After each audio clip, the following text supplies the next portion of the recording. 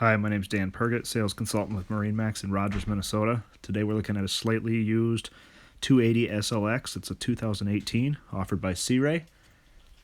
Exterior is white, has a black stripe. As you can see in the back there, you got a nice swim platform. Speakers in the back.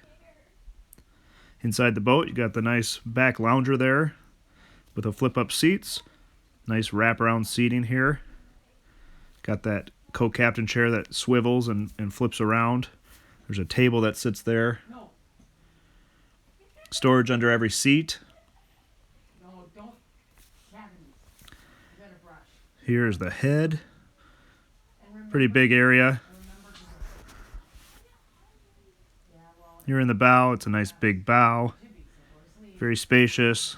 Again, lots of storage. You'll be fine. Here at the helm, you got a double seat with a flip-up bolster. All your tacks, Rockford Fosgate system. Got accent lighting. Under the seat bases, cup holders. You can dim the lights down a little bit if you'd like. Again, my name's Dan Pergett, sales consultant with MarineMax in Rogers, Minnesota. As always, hit that like button and subscribe.